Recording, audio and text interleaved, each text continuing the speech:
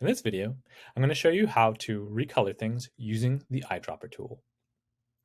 So the eyedropper tool is located in the tools palette, and it looks like a little eyedropper, and it is quick button I for you to use. When you use the eyedropper tool, what you need to do is you need to define a particular shape.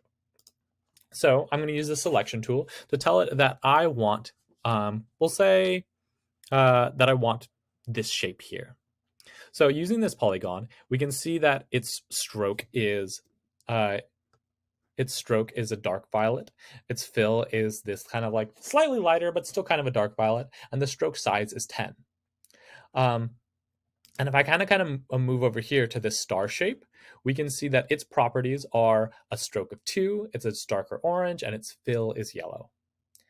And so once I define a shape, I'm going to define that I want to work on this polygon. And I'm going to use the eyedropper tool. I can click on another object and it'll adopt the properties of that one. So if I click on the star, you can see all of a sudden it has a yellow fill with a thin orange stroke.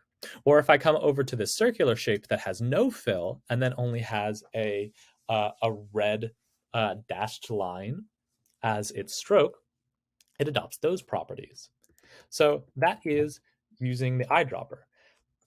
This works for text too. So if I come over to this text and I use the eyedropper tool, I can tell it that I want it to have this one, which the outline is too thick, so we can barely even see the words. So maybe I want to borrow from this one, so I can use the same color set.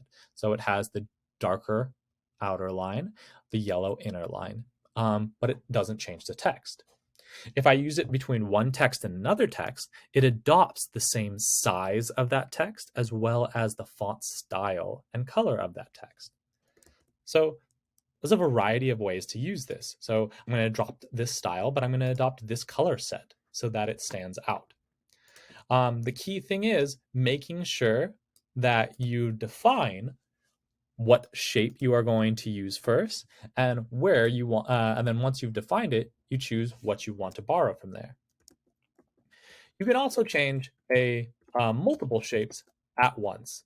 So say I have these two things and I want to make this more of this yellow vibe. So I kind of liked that the shape of those letters. So I like all that. And I'm going to grab everything except for this yellow one because I like that yellow one. And so when I change over to the eyedropper and I tell it that I want everything in this area to adopt the properties of the yellow with the thin orange outline, it will change all of those as a group.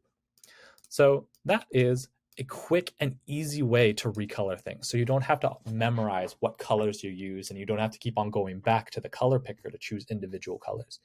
You just have to be conscious about the way, the stroke and the font types that you're using so that it matches the things that you want. And it's not too hard once you have a color that once you get it roughly to where you want it to then, size things down a little bit, maybe flip, invert colors, or choose a new color if like maybe I don't want that outer line. And so that is changing colors and changing strokes and fills with the eyedropper tool.